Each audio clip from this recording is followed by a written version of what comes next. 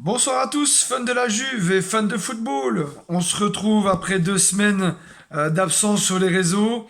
Je vous avais promis une vidéo lors de la Ligue des Nations. J'ai pas tenu mes promesses, je m'en excuse. Donc du coup, c'était la trêve internationale à cause de la Ligue des Nations, les demi-finales de la Ligue des Nations qui opposaient l'Italie à l'Espagne et la France à la Belgique d'un autre côté. L'Italie s'est fait sortir à Milan contre l'Espagne 2-1. Et la France, pendant ce temps-là, battait la Belgique en demi-finale à Turin, du coup. Et la finale s'est soldée par une victoire de la France 2-1 contre l'Espagne. Donc la France, grand vainqueur de cette Ligue des Nations. L'Italie qui gagnera la petite finale contre la Belgique à Turin dimanche dernier à 15 heures. Sur le même score, du coup, 2-1. Hier soir, on était contents. Le championnat reprenait pour nous avec un match. Et quel match? Juve-Roma.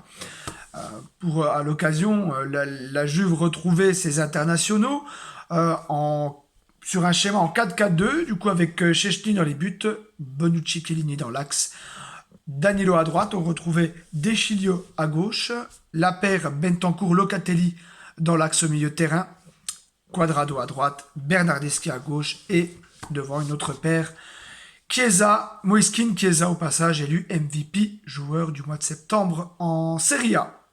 On attendait beaucoup de la Juve après ces 3 victoires d'affilée en championnat. Est-ce que la Juve allait confirmer? Eh bien, un début de match à l'avantage clairement de la Roma qui entreprend des belles choses dans les 10 premières minutes, multipliant les incursions, les passes, le pressing mis en place par les hommes de José Mourinho met en difficulté d'entrer les hommes de la Juventus. Mais contre le cours du jeu, un changement de jeu très bien exécuté par Juan Cuadrado qui centre, passe pour De Sciglio, donc du coup qui met une transversale qui change complètement le jeu sur la gauche pour Mattia De Sciglio, qui centre pour la tête de Bentancur, qui retombe hasardeusement sur la tête de Moiskin, et ça fait 1-0 pour la Juve. Moiskin qui ouvre le score pour la Juventus. On joue à peu près la 14e minute de jeu. On est dans le premier quart d'heure de ce match. La Roma cueillie à froid, alors qu'elle avait entrepris le début de match. Elle a entrepris des belles choses en ce début de match. Mais c'est les hommes de Massimiliano Allegri qui frappent les premiers. Par la suite, la Roma va réagir quand même. Il y aura des actions de part et d'autre. Un super match engagé, en tout cas une très très belle première mi-temps. Et il y a une action du coup sur les dernières minutes de la première mi-temps où la Juve va concéder un penalty sur une faute dans un premier temps d'Abraham, de Danilo sur Abraham, qui va perdre le ballon. Mkhitaryan la récupère, fauché à son tour par Szczęsny. Abraham récupérera le ballon, elle poussa dans les buts vite, mais l'arbitre Orsato a sifflé bien avant que Abraham pousse le ballon dans le but, ce qui a créé une petite polémique, car on se demande pourquoi Orsato n'a pas laissé l'avantage sur le but de la Roma, alors du coup il avait sifflé avant le penalty. D'ailleurs, après, c'est une histoire de règles, tout ça. On va pas rentrer dans les polémiques. Penalty pour la Roma, quoi qu'il en soit.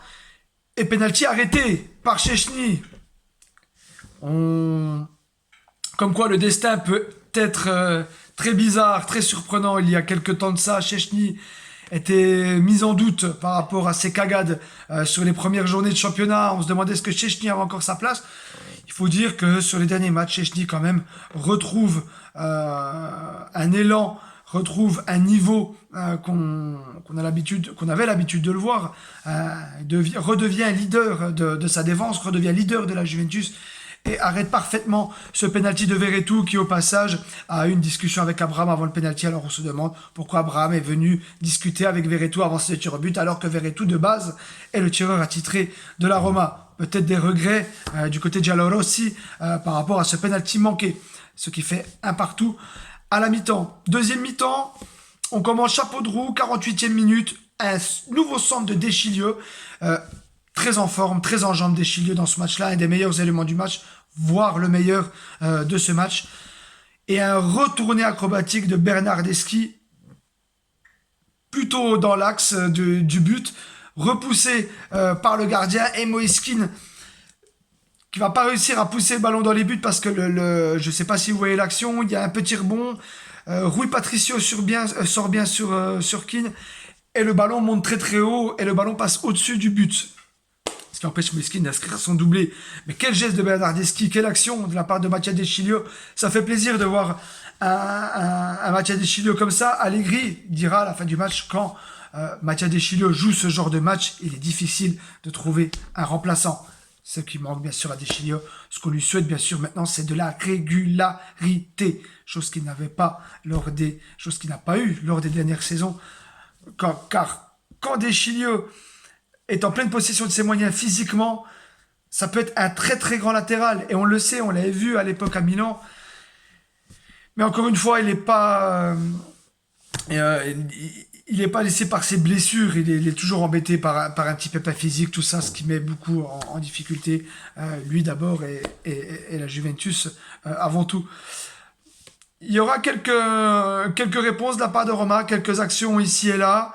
Une frappe de De Sciglio également, quelques actions en fin de match. La Juve va clairement gérer ce score. Il n'y aura pas grand-chose à se mettre sous la dent, mis à part quelques réactions de la part de la Roma.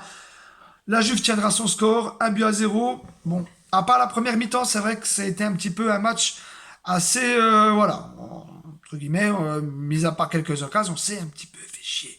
Mais l'essentiel est là, c'est la 4e victoire de la Juve d'affilée en championnat, ce qui n'était pas arrivé depuis 2020. Je ne sais plus quel mois, j'ai pas revu mes sources, vous pouvez me faire la remarque.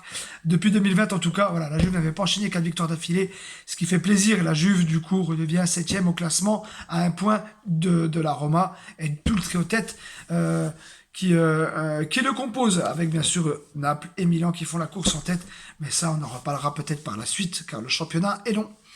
Donc voilà, pour moi il est temps de vous quitter. La prochaine échéance, c'est mercredi, Ligue des Champions contre le Zénith Saint-Pétersbourg, et dimanche, pareil, 20h45, big match, le Derby d'Italia, Inter-Juve. Un gros match qu'on attend avec impatience. En attendant, je vous invite à vous abonner à ma chaîne, à mettre le petit pouce bleu et à me laisser vos commentaires à travers la chaîne YouTube ou sur les réseaux sociaux. Et je vous dis à très bientôt, je vous souhaite une bonne soirée et je vous dis à très vite. Voilà, gros bisous l'équipe. Bye bye, ciao ciao.